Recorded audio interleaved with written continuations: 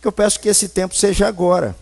Que nós possamos concentrar o nosso coração, a nossa mente, nosso pensar, não nos deixar desviar de nada, Deus, para ouvir a Tua palavra. Nós precisamos ouvir a Tua palavra, porque ela é como um martelo que esmiuça a pedra. Tua palavra é como uma semente, Deus, que ela produz vida, ela gera vida, ela transforma tudo. E é isso que eu creio, é na palavra do Senhor que eu confio.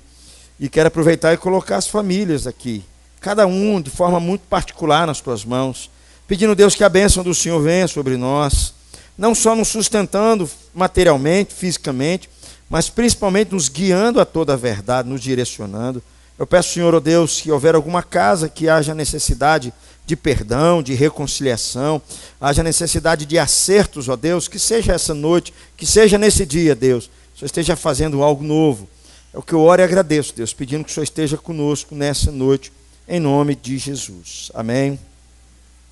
Bom, meus irmãos, eu estou nesse mês de setembro falando sobre esse tema, perguntas honestas merecem respostas honestas. Domingo passado eu falei sobre uma pergunta que é muito comum aqui na cidade de Itabira. Quando você vai conversar com alguém, aí ela crê totalmente diferente de você. E aí no final ela vê que ela está assim, meio sem saída, ela fala, não, importante que Deus é um só. Acho que todo mundo já ouviu isso, né? E aí nós tratamos domingo passado, de fato Deus é um só. A questão é, que Deus que é esse? Eu fico me perguntando, que Deus que é esse? Às vezes eu converso com as pessoas e falo assim, o Deus que você está falando não tem nada a ver com Deus que está aqui. Isso é invenção da sua cabeça. Parece que a Bíblia que você está lendo é bem diferente da Bíblia que eu estou lendo. Eu, pessoalmente, não vi isso aqui não. Queria que você me provasse. Não está aqui não. Então, de fato, Deus é um só? De fato, Deus é um só. E falamos que esse Deus, de forma clara, Criador de todas as coisas, dos céus e da terra, se revelou de forma mais plena na pessoa do seu Filho. E quando nós lemos as Escrituras, de fato, Deus fala através dela. Hoje eu quero pensar com você um outro tema. Será que todos os caminhos levam a Deus? Todos os caminhos? É muito comum também. Eu sei que isso para alguns parece até arrogância. Hoje. Nossa, que é isso? Só vocês que têm o caminho? Só vocês cristãos que sabem como é que chega lá?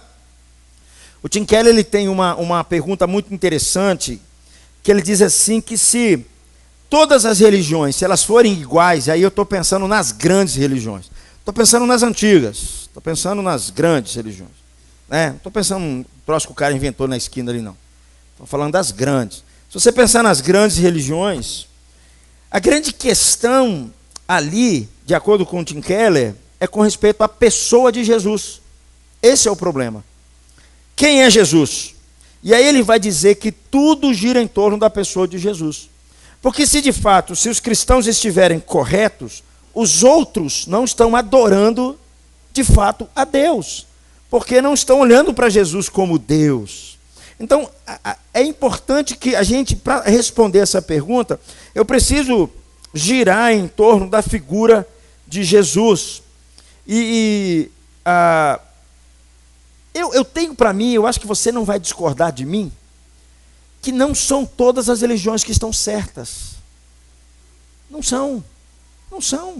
Há enormes diferenças entre não só a prática em termos de culto, de vestimenta, não estou falando isso. Eu estou falando em termos de conteúdo da fé, é isso que eu estou dizendo. Existem enormes diferenças. E aí eu fico perguntando, então será que todos os caminhos levam até Deus? Gente, isso é tão sério hoje, que já existem pastores, que eles estão começando a abrir mão e perceber que talvez lá no budismo existe uma ponte no budismo que conduz a Deus. Eu confesso para você que eu tenho enormes dificuldades com esse negócio. E o que eu quero conversar com você, justamente nessa noite, é sobre isso. E aí nós precisamos dar uma olhadinha nas Escrituras, precisamos perceber o que o próprio Jesus tratou sobre essa questão. Quando nós olhamos no Evangelho de João, nós não vamos ler no capítulo 13 do Evangelho de João.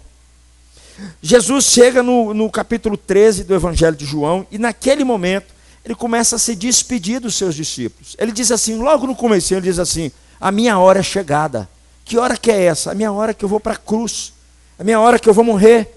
Então ele está se despedindo dos seus discípulos. E ele diz assim, vocês não verão mais o meu rosto. E aonde eu estou, vocês não podem ir agora.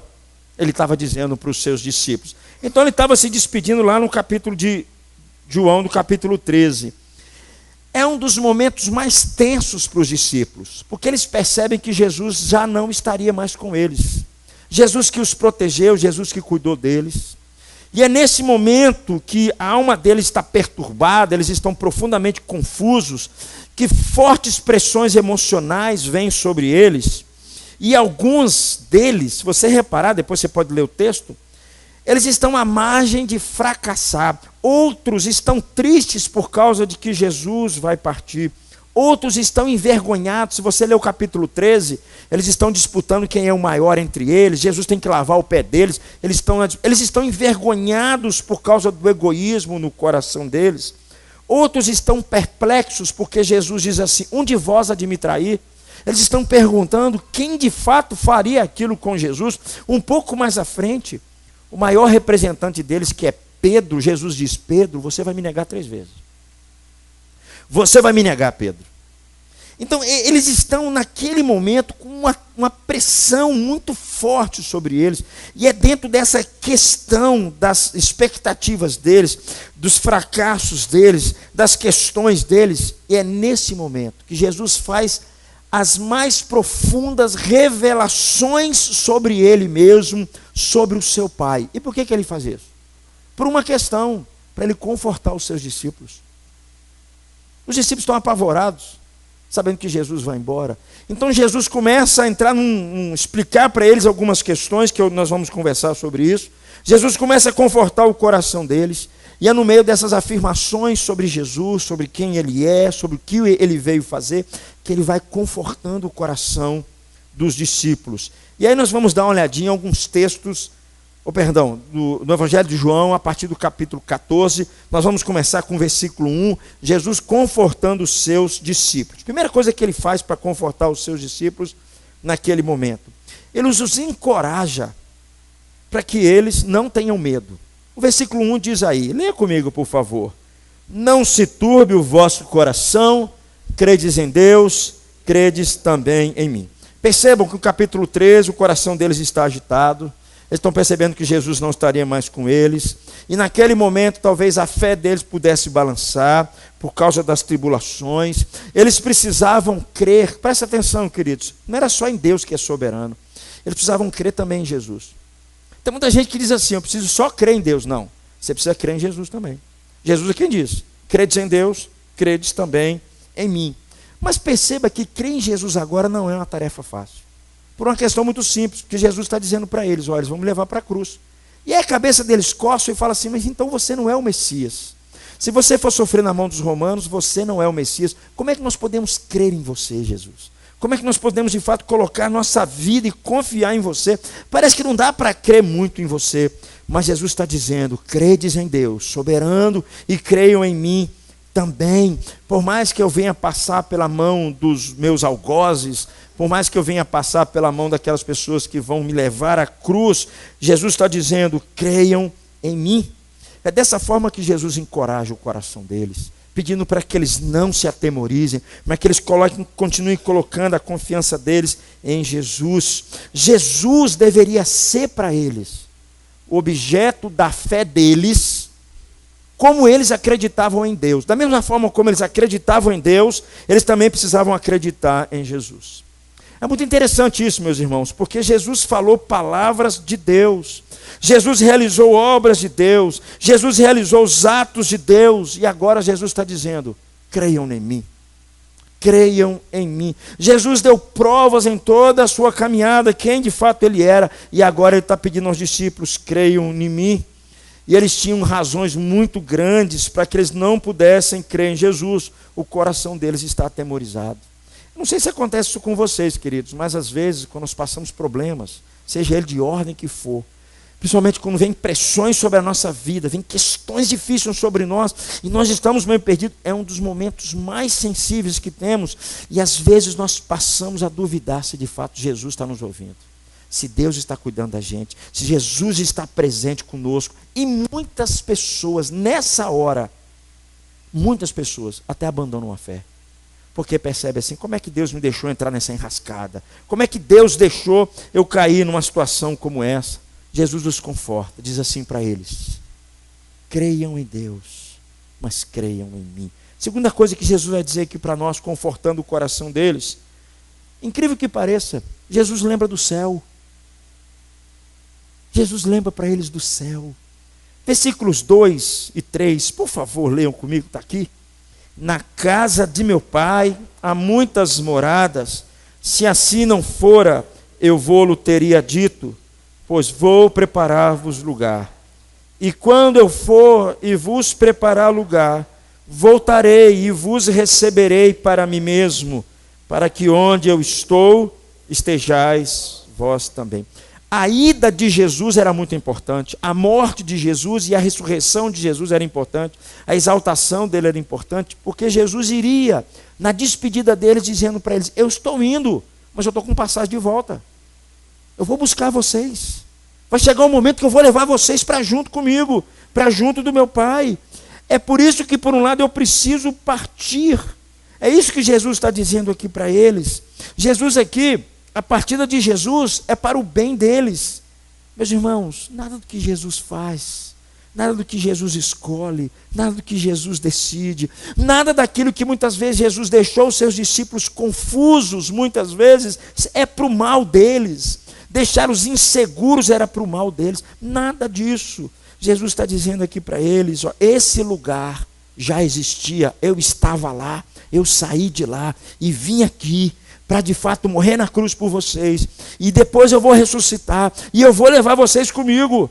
Jesus está confortando o coração deles, dizendo assim para eles, que iria preparar um lugar para eles, há um lugar de descanso para eles, é debaixo dessa palavra de Jesus que eles poderiam também descansar. Jesus diz, eu voltarei, e eu vou levar vocês comigo, porque aonde eu estou, eu quero que vocês também estejam comigo. Jesus está trazendo um conforto enorme para a alma deles, para o coração deles. Jesus está dizendo que o desejo deles é que eles estejam com Ele, que eles estejam na casa do Pai deles, porque na casa do Pai existem várias moradias ali, o espaço é muito grande, cabe muita gente. A casa do Pai aqui, queridos, é o céu. Todos os teólogos dizem isso, eu estou indo para a casa do meu Pai, eu estou indo para o céu e eu vou receber vocês lá. Um dia eu vou voltar e vou levar vocês comigo. Essa palavra trazendo conforto para o coração deles. Eles podiam estar seguros, apesar das tribulações, da morada deles. Se fosse o contrário, Jesus teria dito, como o texto nos diz aqui. Mas ele está dizendo, eu vou morrer, eu vou ressuscitar, porque um dia eu vou voltar e eu vou levar vocês comigo. É assim que Jesus conforta o coração deles. É tão interessante, meus irmãos, que quando Paulo escreve a carta aos Tessalonicenses, e os crentes ali, eles haviam perdido seus parentes, eles estavam preocupados com o destino dos seus parentes. Sabe como é que Paulo os conforta? Paulo os conforta lembrando da volta de Jesus.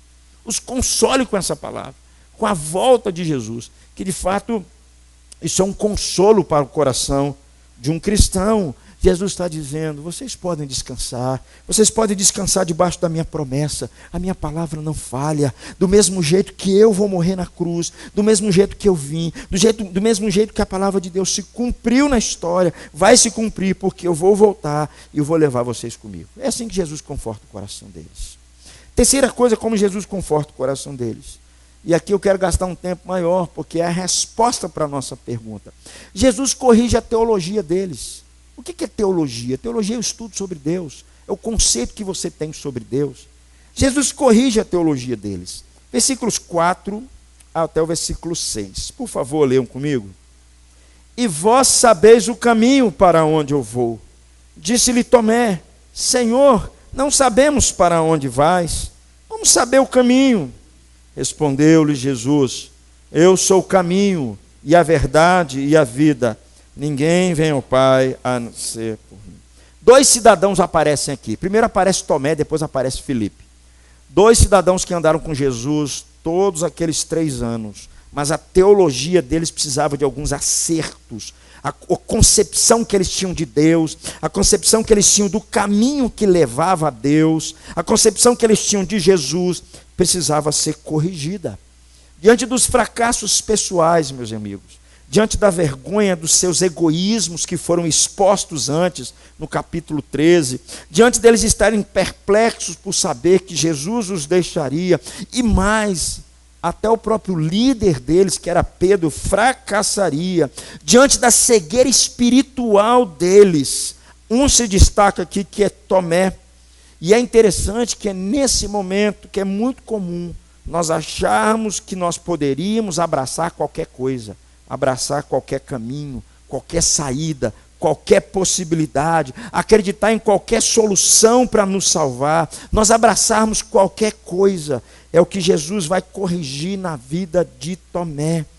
Nós podemos dizer, por um lado, meus irmãos, que nós também somos assim. Como eu disse antes, parece que quando as coisas vão apertando um pouco, os fracassos vão tomando a gente, parece que a gente vai orando, a gente vai buscando a Deus, e Deus parece que não vai respondendo. Diante das nossas decepções, muitas vezes, muita gente abandona a fé. Muita gente duvida de Deus. Muita gente começa a questionar se de fato é só Jesus que leva o homem a Deus. Começa a se abrir para outras possibilidades. Se só Jesus que é a verdade. Nessa hora, muita gente pensa em desistir, muita gente pensa em abandonar tudo, outros abrem possibilidades para outros caminhos, outros acham que existem outros tipos de verdade que podem levar a Deus, mas o texto nos diz aqui que só Jesus é o caminho. É isso que Jesus vai corrigir Tomé, é isso que ele vai tratando na vida de Tomé. É interessante, queridos, que se você fizer um estudo das outras religiões ou das outras propostas que tem, muitas vezes eles são aparentemente coerentes com o discurso deles. E a proposta de Jesus é altamente desafiadora, dizendo assim: para você ir ao Pai é só por meio de mim. Ninguém vai ao Pai a não ser por mim. Toda tentativa humana não conduz o homem a Deus, a não ser através de mim. Jesus, então, queridos, ele precisa corrigir aqui essas concepções erradas, essa teologia errada dos discípulos. Tomé, no versículo 4, nós acabamos de ler, diz assim, Jesus diz para eles assim: vocês sabem o caminho para onde eu vou. Aí Tomé vem: mas Jesus, não sabemos onde é que o senhor vai, como é que eu vou saber o caminho? Jesus vem e diz: eu sou o caminho, eu sou a verdade e a vida. Ninguém, mas ninguém pode se aproximar, pode ir ao Pai, a não ser por mim. A pergunta de Tomé, ela demonstra uma cegueira completa. E essa oportunidade que Jesus aproveita para expandir sobre ele, para revelar sobre a si mesmo, para falar quem ele é, para falar o que ele veio fazer, para amplificar ainda mais o conhecimento de Deus. É nesse momento, a pergunta de Tomé, queridos, nos mostra aqui um discípulo, isso é interessante, que apesar de ser leal, apesar de ser corajoso, mas está cheio de equívocos. Você sabe que tem muita gente que pode viver muito tempo na igreja. Ele pode ser leal na sua conduta religiosa, ele pode ser um cara que faz uma oração correta, ele pode ser uma pessoa que lê as escrituras, ele pode ser uma pessoa assim que faz jejum, mas ele pode muitas vezes estar equivocado em algumas questões importantes. E são essas questões mais centrais que de fato nós não podemos abrir mão delas. Jesus está dizendo aqui: eu vou para junto do Pai, e os discípulos irão segui-lo. Antes ele havia falado: eu vou para a casa do meu Pai, preparar uma morada para vocês. E aí é o caminho que leva à casa do Pai, Jesus está dizendo aqui. E ele está dizendo assim: vocês conhecem o caminho. Sabe por que vocês conhecem o caminho? Porque vocês me conhecem. É isso que ele está dizendo. Por isso que ele disse no versículo 4, ó, vocês sabem o caminho porque vocês me conhecem. E Tomé não entendeu bem isso. Jesus não cometeu aqui um equívoco, queridos, em avaliar a questão dos discípulos, mas ele sabia, porque andava com ele, de fato o conhecia, sem dúvida alguma, conhecia de fato a casa do Pai, saberia de fato para onde que Jesus estava indo e quem Jesus era, mas mesmo assim, o que Jesus faz, Jesus vai antecipando o que ele vai dizer mais à frente.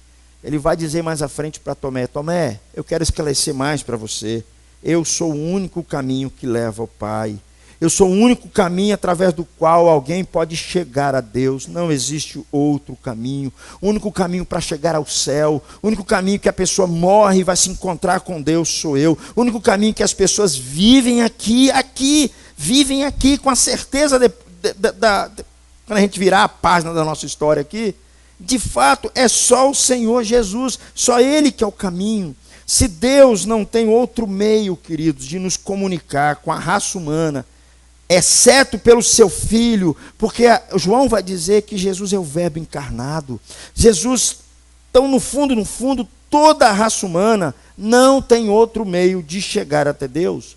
Jesus vai apresentar suas credenciais para os discípulos, porque que de fato ele é o caminho. É impressionante, queridos, que a essa altura do campeonato, alguns discípulos ainda estivessem com dúvidas sobre Jesus. A gente sabe que depois que Jesus morre e ressuscita, o próprio Tomé vai a Jesus e fala assim: se eu não tocar, eu não acredito. Sabe o que isso me ensina? Isso me ensina que crer nessas coisas também não são fáceis. Eles tiveram dificuldade, Simon. As pessoas acham que é fácil. As pessoas acham que crer na verdade das Escrituras é fácil. As pessoas acham que é fácil nós crermos de fato que Jesus é Deus, que Ele é o único caminho. Não, não foi fácil para eles, nem é fácil para nós. Por isso que de fato a gente precisa entender que é um chamado de Deus.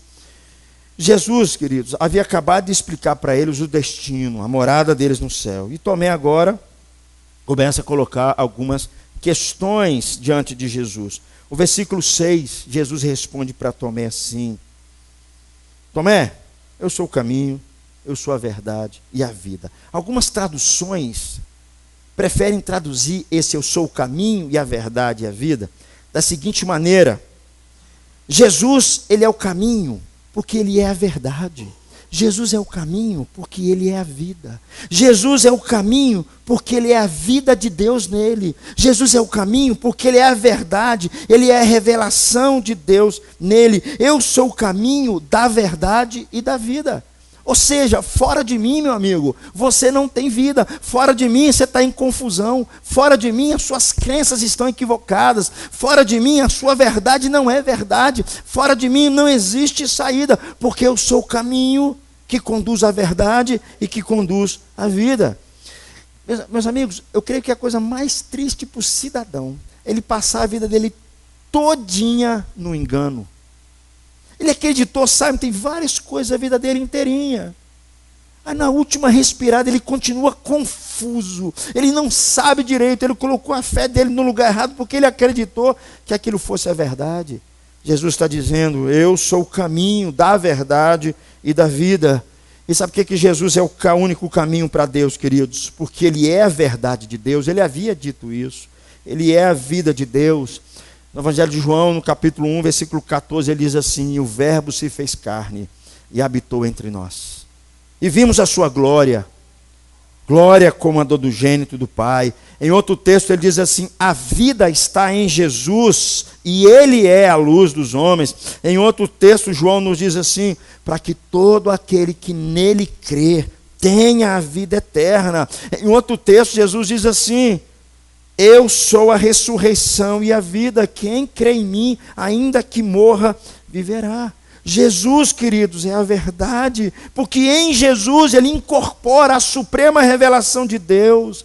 Ele é corretamente chamado de Deus. João 1, versículo 1, no princípio era o Verbo estava com Deus, e o Verbo era Deus. João vai dizer no capítulo 1, versículo 18, ninguém jamais viu a Deus. O Deus unigênito que está no seio do Pai é quem o revelou. E mais à frente para Tomé, quando Tomé toca em Jesus ressurreto, toca na sua ferida, Tomé grita: Deus meu e Rei meu.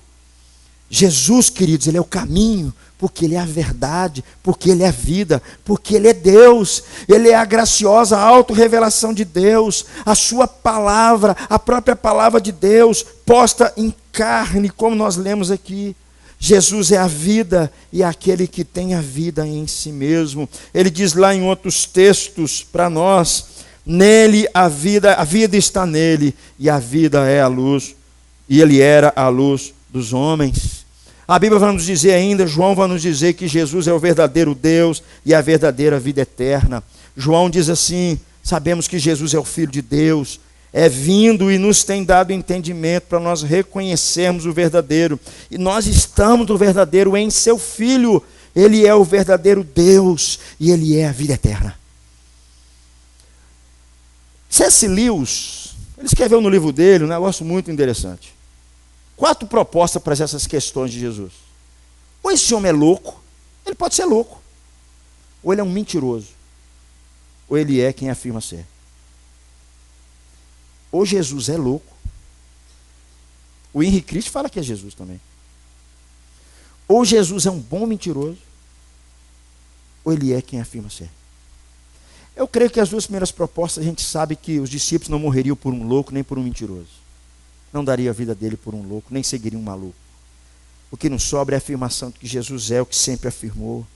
Porque de fato, só por meio dele, ele é a verdade, ele é a vida. Só por meio dele que o homem tem caminho para chegar a Deus. O caminho para os seus discípulos chegarem aos céus é por meio de Jesus. É isso que Jesus está consertando, a teologia errada de Tomé. Perceba, meus amigos, que Jesus não só abre o caminho ordenado aos outros para que tome o caminho, mas ele diz, eu sou o caminho. Normalmente, os grandes líderes religiosos, você pegar os grandes, Maomé, Buda, Hare Krishna, os grandes líderes religiosos, eles sempre vão dizer assim, os meus ensinos estão aqui, siga os meus ensinos. Se você seguir as regrinhas, está tudo bem aqui. Ninguém nunca disse assim, venha a mim, me siga. Ninguém disse isso, ninguém falava isso. Jesus disse assim, não é só o que eu ensino, sou eu sou o caminho. É o que ele está dizendo para Tomé, é o que ele está dizendo para nós também.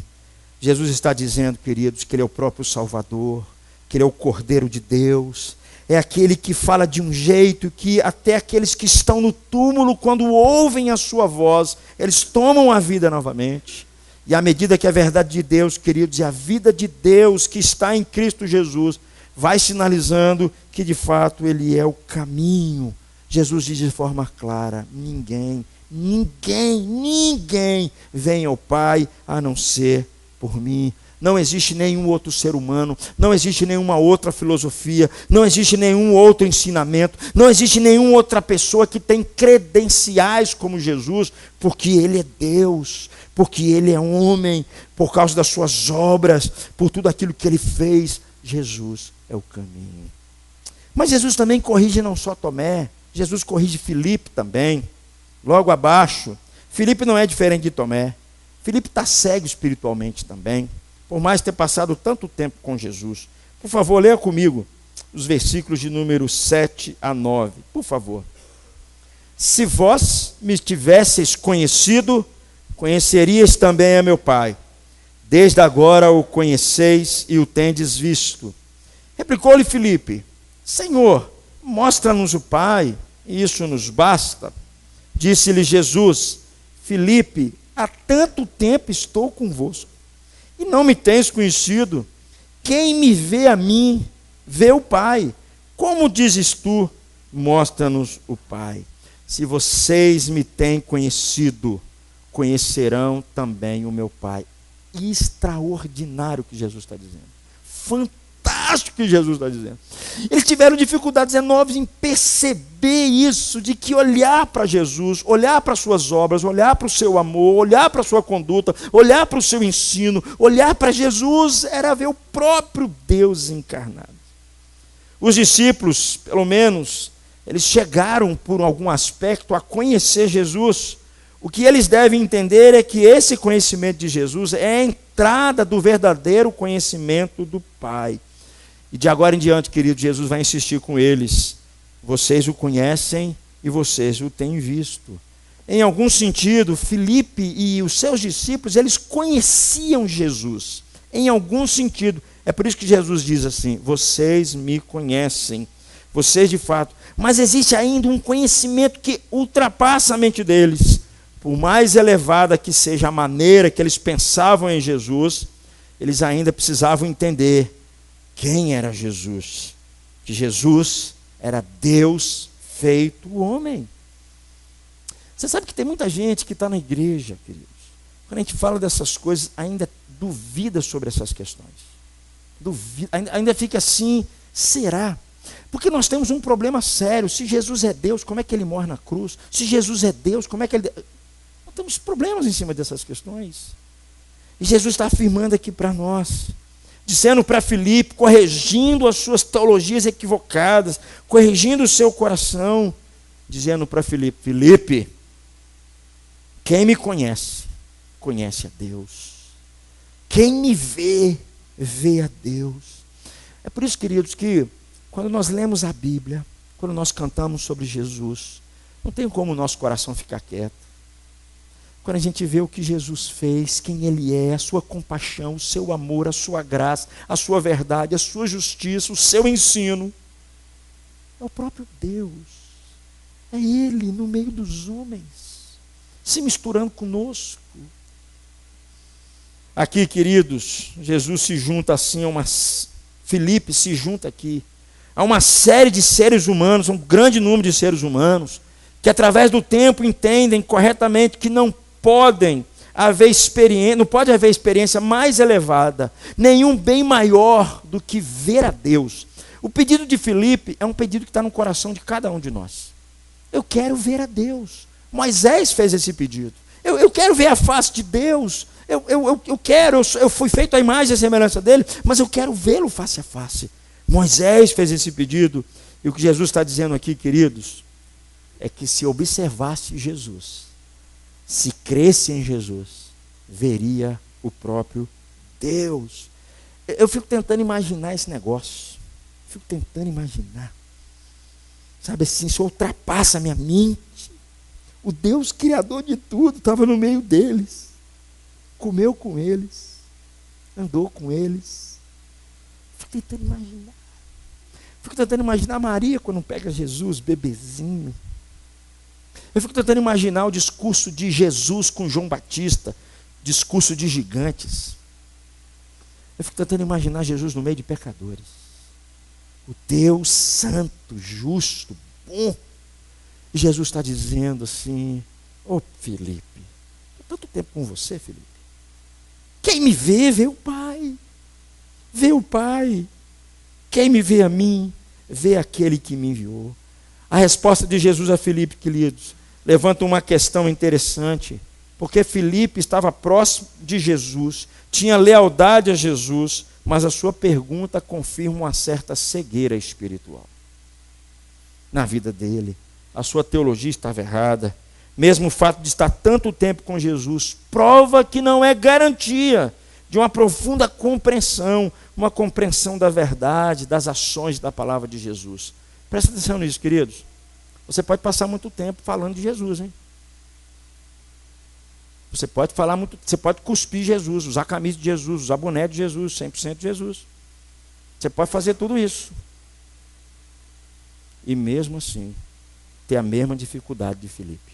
Não conseguir compreender de fato que em Jesus, Deus se manifestou, é o próprio Deus encarnado. Essa é a solução, queridos, que Jesus vai estar dando para ir confortando o coração dos seus discípulos e corrigindo as suas perspectivas, expectativas erradas, os seus conceitos errados. Não tem coisa que dói mais no coração de uma pessoa por crer no caminho errado e na pessoa errada. Isso dói demais na alma de alguém. Dói demais. Demais, demais mesmo. Né? Saber que alguém que morreu, alguém que nos ama muitas vezes, fala: meu Deus do céu, fulano de tal acreditava assim, assim, assado. Ou às vezes você conversar com um amigo seu que está num caminho totalmente equivocado. Meu Deus, que coisa dolorosa.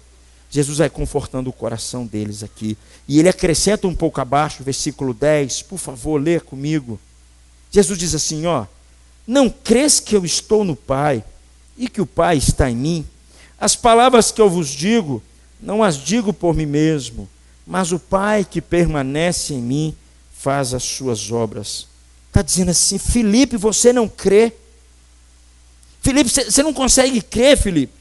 Jesus pressupõe aqui que todos os discípulos devem crer em Jesus, que Jesus está no Pai e o Pai está nele, que Jesus revela o Pai. Jesus já havia dito antes, lá, eu e o Pai somos um.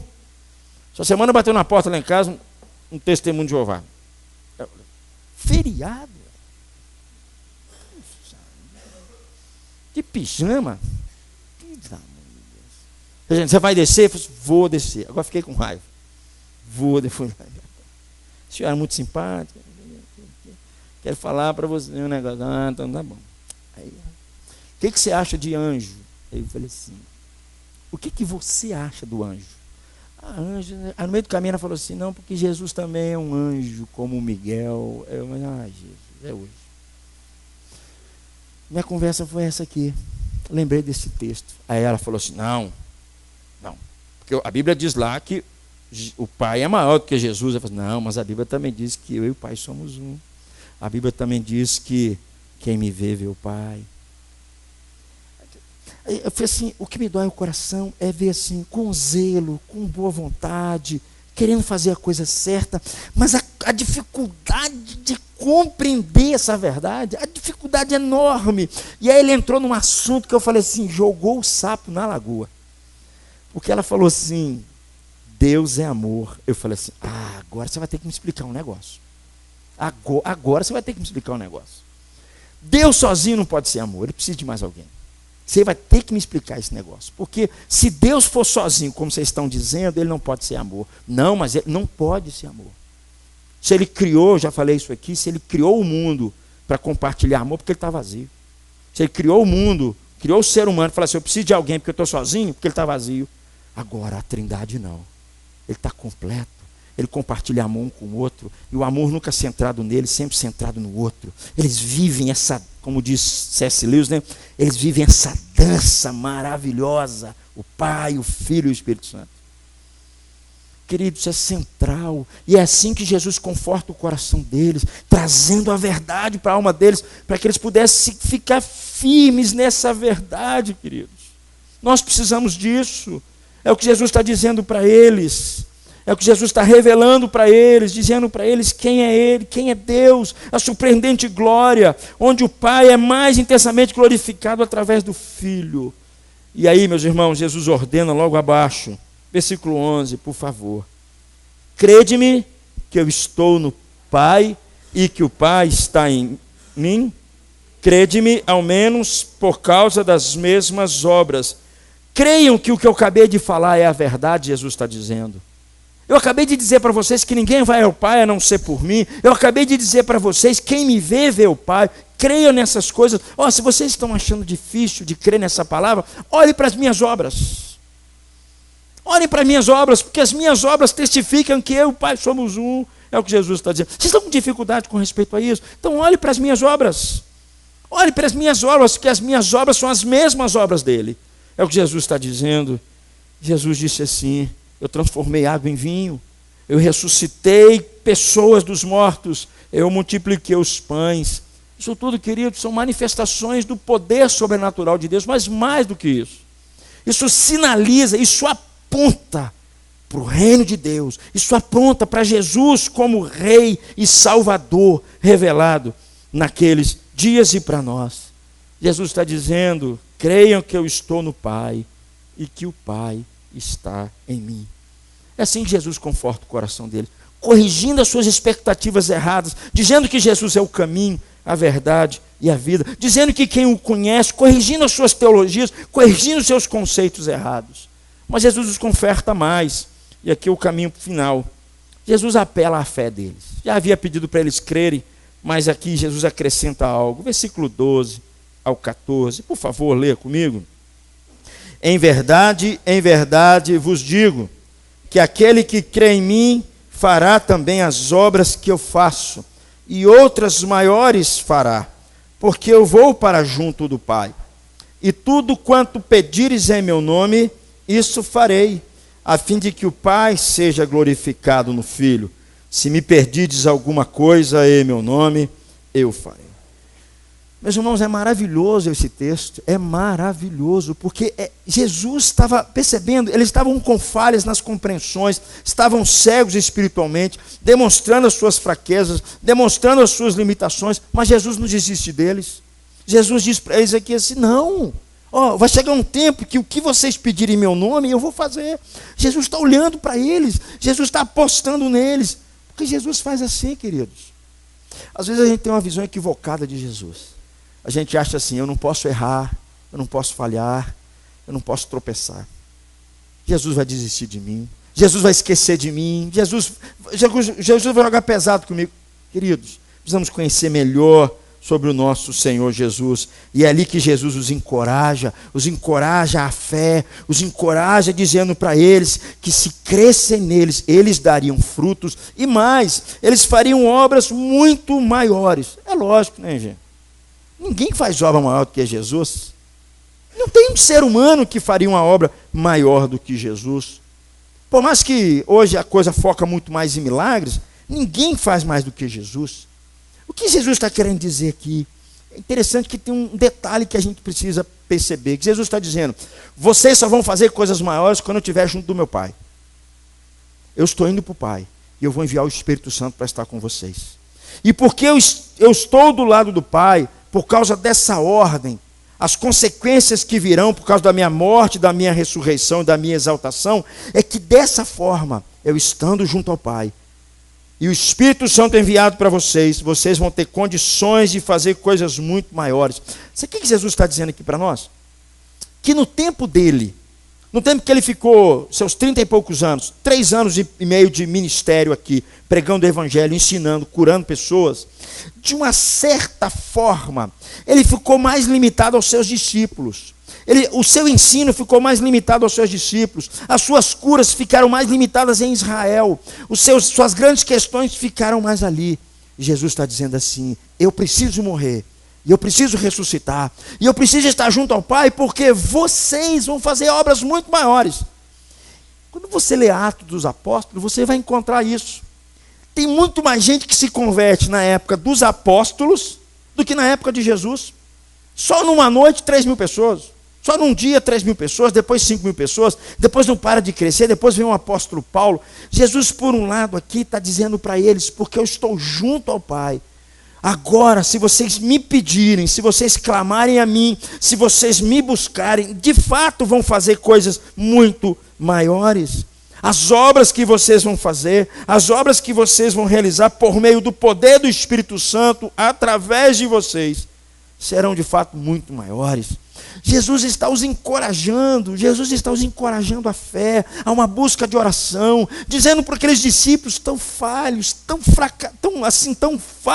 frágeis, tão limitados nas suas fraquezas, dizendo para eles assim, queridos, depois da minha morte, da minha ressurreição, porque vocês de fato conhecem quem eu sou, porque vocês conhecem de fato que eu sou o caminho, e vocês creem nisso, e porque eu estou junto ao Pai, vocês vão fazer coisas muito maiores. E é isso que a gente vê na vida dos discípulos. É por isso que os frutos dos discípulos, o produto das suas orações, Jesus está dizendo, tudo que vocês pedirem em meu nome, eu o farei.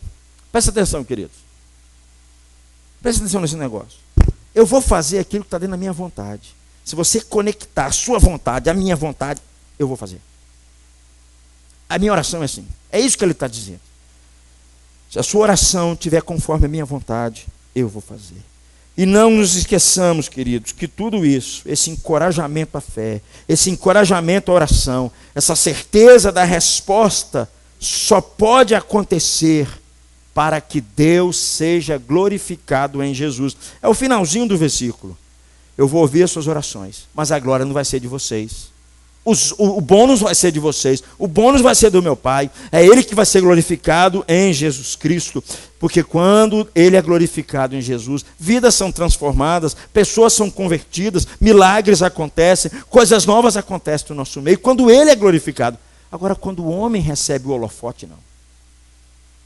Perceba, meus irmãos, que a existência mútua aqui do Pai e do Filho é tão real, que um pedido feito a qualquer um dos dois, no nome tanto do Filho quanto do Pai, é a garantia de que Ele vai responder.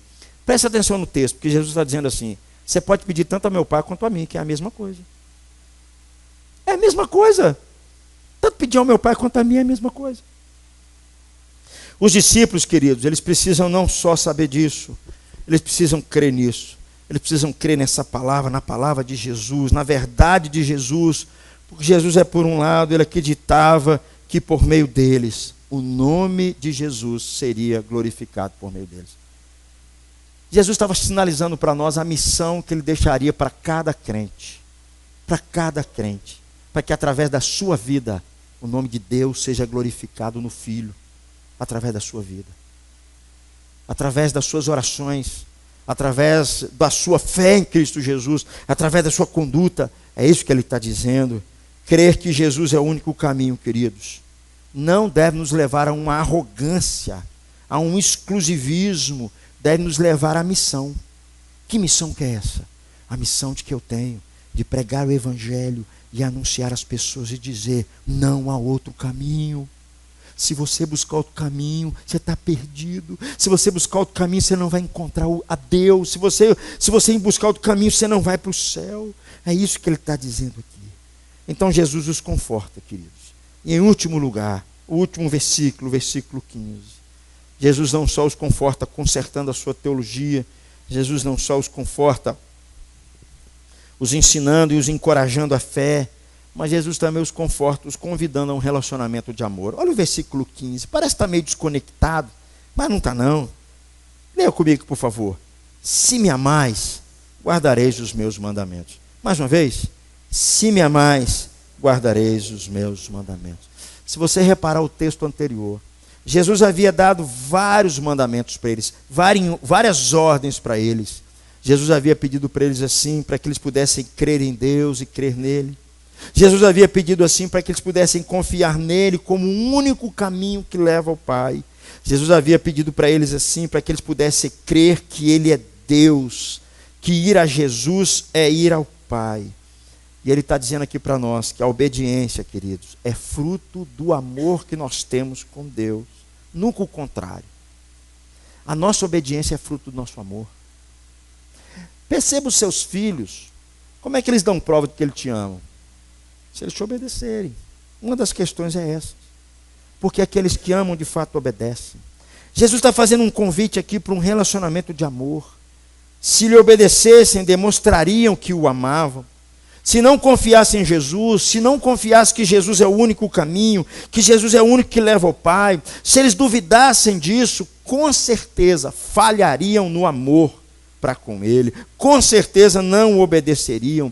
Se eles abrissem o coração a outras alternativas, para outros caminhos, para outras propostas, não só continuariam confusos e temerosos, mas também não poderiam entrar num relacionamento de amor com Deus e com Jesus. Eu tenho para mim, meus irmãos, que a conversão é Deus nos chamando para um relacionamento de amor. É justamente isso. Porque Jesus, seria muito fácil para ele dizer assim: faça isso, faça isso, faça isso. Não, ele está chamando a gente para um relacionamento de amor. E esse texto nos diz de forma clara: se vocês me amam, vocês vão me obedecer. Se vocês me amam, vocês vão crer em mim. Se vocês me amam, vocês vão viver essa verdade na vida de vocês. Conclusão, meus irmãos: se todos os caminhos levam a Deus, será que todos os caminhos levam a Deus? Jesus deixou as suas credenciais, dizendo: eu sou o caminho. Jesus provou que ele era o caminho. Eu creio que esse texto nos ensina algumas coisas. Não é o fato de que as pessoas acharem de que há vários caminhos, várias alternativas, várias religiões que traz segurança para elas. Gente que pensa assim vive muito mais insegura. Gente que agarra qualquer pensamento, qualquer religião, qualquer boa ideia, que elas vão se conflitando, vive muito mais em confusão e incoerência do que tudo. Jesus está dizendo aqui, esse texto nos ensina para nós que é necessário a gente crer de fato. Isso nos dá plena segurança de que só Jesus é o caminho. O conhecimento de Deus, queridos, ele é imprescindível. E esse conhecimento só se dá através do Filho. Conhecimento aqui não é informações, conhecimento aqui não é estudo, conhecimento aqui não é você fazer leituras, conhecimento aqui é intimidade com Ele, e essa intimidade se dá através do Filho. E outra coisa que nós aprendemos aqui, queridos: as tribulações que nós como cristãos enfrentamos, elas só serão sanadas a partir de uma fé em Deus, a partir de uma fé em Cristo, a partir de uma certeza em Cristo, a partir de uma confiança em Cristo. Se Jesus é o caminho que leva ao Pai, é isso que vai sanar os conflitos também da nossa alma. É assim que Jesus nos conforta, é assim que Jesus nos conforta, é assim que Jesus nos encoraja, é assim que Ele nos redireciona, é assim que Ele tira os nossos medos e as nossas ansiedades. Ele diz assim para nós: vocês estão no caminho certo. Continue crendo em mim. Continue crendo em mim como Deus. Fique em paz com vocês, fique em paz. É isso que ele está dizendo aqui, para corrigir a gente, tirando as nossas dúvidas. Esse é o resultado daqueles que tomam de fato Jesus como o único caminho e creem em Jesus como o único caminho. Porque fora isso, queridos, a única coisa que vai sobrar, quando as pessoas não creem que Jesus é o caminho que conduz à verdade e Jesus é o caminho que conduz à vida, elas vão confiar nelas mesmas. Elas vão confiar no seu orgulho, na sua capacidade. Elas vão tentar se aproximar de Deus por si mesmas. Elas vão tentar criar um caminho de autossalvação para chegar até Deus. E Jesus está dizendo: ninguém vem ao Pai a não ser por mim. Ninguém, nem um líder religioso, nem um cara bonzinho, nem alguém que tenha morrido, ninguém morrido por você. Jesus está dizendo: eu sou o caminho, é o meu ensino, é a minha obra, é a minha morte na cruz, é o que eu fiz por você, é quem eu sou. É quando você coloca sua confiança nisso. Uma coisa, querido, que nós não podemos esquecer, que quando nós olhamos para esse texto, não esquece de uma coisa não. Quando a gente olha para a atitude de Pedro, uma atitude de autoconfiança, ele fala: não, Jesus, eu não vou te trair, eu não vou te negar. Quando nós olhamos para as dúvidas de Tomé, quando nós olhamos para a cegueira espiritual de Filipe, sabe o que é isso? Isso é um retrato seu. Isso é um retrato do ser humano. Isso é um retrato da condição humana. Isso é um retrato da nossa fraqueza espiritual. Isso é um retrato da nossa incredulidade. Agora tem um detalhe que você não pode esquecer desse texto, querido. Para que a gente possa morar com Cristo, para que a gente possa ir para o céu, Jesus teve que sair da casa dele para vir aqui. Para a gente morar lá, ele teve que colocar os seus pés aqui. Para que a gente pudesse conhecer qual é o caminho, ele teve que se tornar caminho. Para que de fato nós pudéssemos de fato conhecer a Deus, Jesus teve que perder o seu lugar, ele teve que perder a sua casa. Naquela cruz ele foi abandonado pelo Pai. Hebreus nos diz que ele morreu fora da porta, ele morreu do lado de fora, no lugar que as pessoas passavam e zombavam de tudo, para que eu e você possamos experimentar hoje Jesus como o único caminho. É preciso que nós nos vejamos tão falhos como eles, tão fracos como eles, tão errantes como eles, mas ao mesmo tempo é preciso que eu olhe para Jesus e creia que Jesus é o único caminho e ninguém vai ao Pai a não ser por Ele. É só Ele que é a verdade de Deus, é só Ele que é a vida de Deus, é só Ele que oferece o caminho que nos conduz a Deus. Quando o homem se rende a Ele, quando o homem reconhece as suas fraquezas e as suas limitações e percebe que o Deus fez por meio de Jesus, enviando o seu Filho por nós naquela cruz, Ele deixando a sua casa, sendo abandonado pelo seu Pai, para que nós tivéssemos uma casa, para que nós pudéssemos ser recebidos. Jesus diz assim, querido: você é salvo, meu amigo, você está no caminho, você não precisa buscar outras coisas, você não precisa caminhar para outras coisas.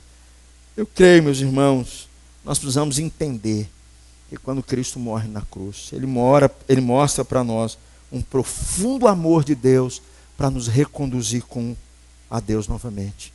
Às vezes eu fico pensando, por que as pessoas às vezes titubeiam tanto? Por que elas desconfiam tanto? Por que elas acham que de fato elas têm que ter algo para merecer o que Cristo fez? Isso parece, dá uma impressão assim de uma certa humildade, mas isso é puro orgulho. Não, eu tenho que merecer o que Cristo fez por mim. Sabe, eu tenho que... Queridos, nós precisamos nos ver como Pedro, como Tiago, como Tomé, como Filipe, como aqueles homens. A nossa debilidade, a nossa fraqueza.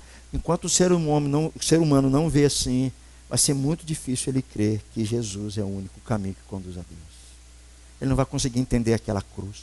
Ele não vai conseguir entender, de fato, que Jesus teve que abandonar a sua casa para que nós pudéssemos.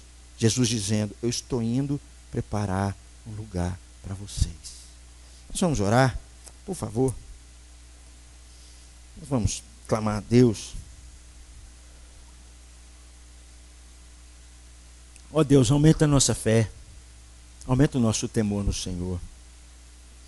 Não deixa a gente, Pai, apesar das circunstâncias, das lutas, não deixa a gente, Pai, nos deixar levar por outros caminhos, por outras propostas.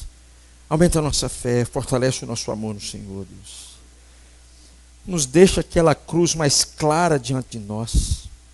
Da mesma forma, Deus, como o Senhor chegou para Filipe, disse para Filipe: Filipe, eu estou há tanto tempo convosco. Pai, a minha oração é que isso não aconteça conosco, que a gente passa tanto tempo com Jesus, falando de Jesus, falando sobre Deus, e mesmo assim, a gente não consegue crer, a gente não consegue ver Deus em Jesus. Deus, isso não é uma teoria vazia. Isso tem um alto preço, porque o teu filho morreu naquela cruz. O teu filho deu a vida dele, derramou o seu sangue, sofreu a pior condição humana naquela cruz, a pior morte que tem. Deus, em nome de Jesus, e Ele fez isso, porque Ele é o caminho que nos leva a Deus.